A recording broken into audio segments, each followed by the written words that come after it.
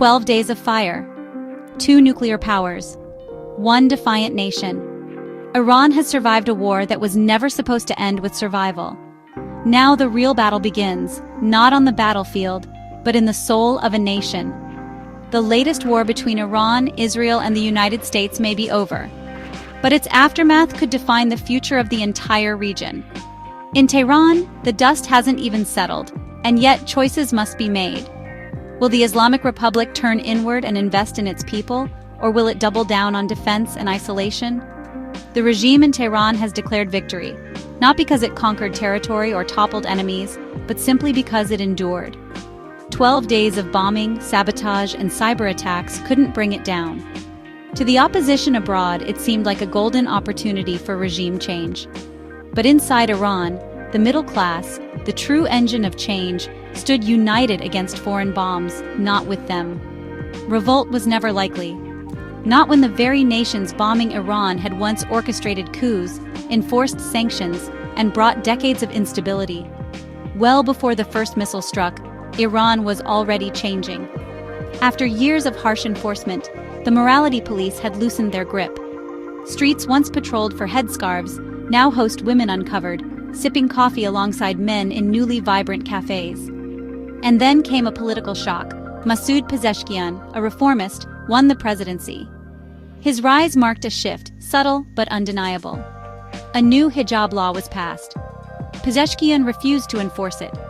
Despite crushing U.S. sanctions, Iran's economy did not collapse. In fact, by 2024, GDP had surpassed pre-sanctions levels. Growth hovered near 3%, and oil exports quietly resumed thanks to loosened enforcement by Washington. Inside Iran, real incomes have inched upward even as inflation bites. With technocrats in charge, some trained in the West, the country may be turning a corner. But with war fresh in the memory, a choice looms. Does Iran rebuild its military and entrench the Revolutionary Guard? Or does it invest in water infrastructure, youth employment, and civil society?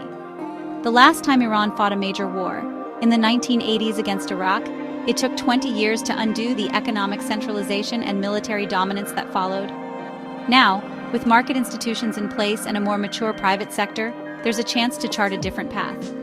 There's an old joke in Iran: we always had a Korea strategy. Sometimes we were the North, sometimes the South. Today, that dilemma is real.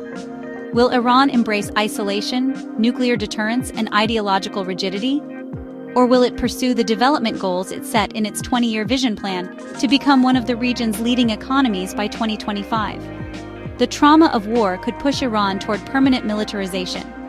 But that path is unsustainable, economically, politically, and socially. The alternative?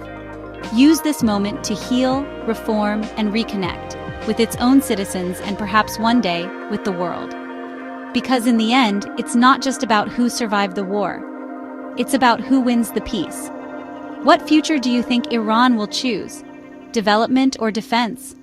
Like, share, and subscribe for more deep dives on global turning points.